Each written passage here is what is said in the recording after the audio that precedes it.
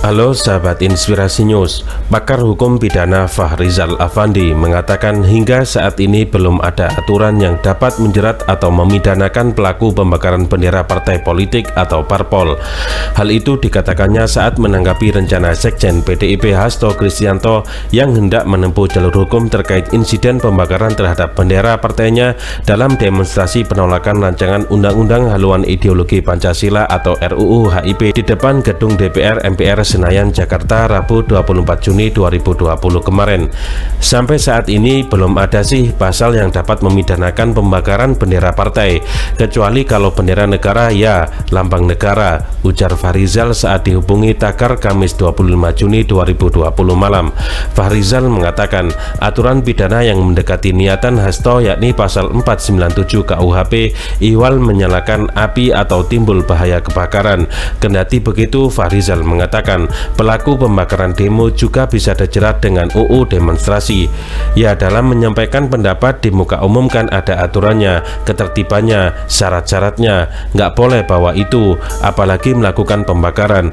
Paling pakai itu sih, ucap dosen hukum pidana Fakultas Hukum Universitas Brawijaya Malang itu. Hal senada disampaikan pakar hukum pidana Abdul Fikal Hajar, mengatakan bendera Partai Demokrasi Indonesia Perjuangan atau PDIP tidak termasuk sebagai bendera nasional lambang negara.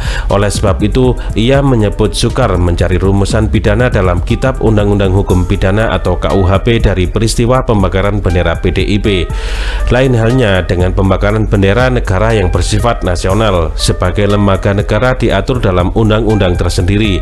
Bendera PDIP tidak dapat dikualifikasi sebagai bendera nasional lambang negara, kata Fikar kepada Takar Jumat 26 Juni 2020. Kendati demikian, menurutnya ada celah sedikit di dalam ketentuan KUHP yang unsur pasalnya sesuai dengan kejadian pembakaran bendera partai. Paling tidak, kata dia, bisa saja pelaku pembakaran bendera PDIP dapat tersandung pasal 406 KUHP.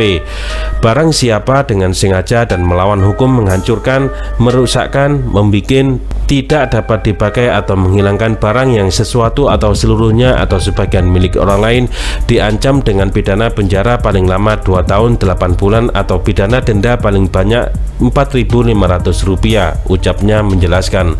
Namun lain halnya dengan pembakaran bendera nasional, telah diatur dalam Undang-Undang Republik Indonesia Nomor 24 Tahun 2009 tentang bendera, bahasa dan lambang negara serta lagu kebangsaan.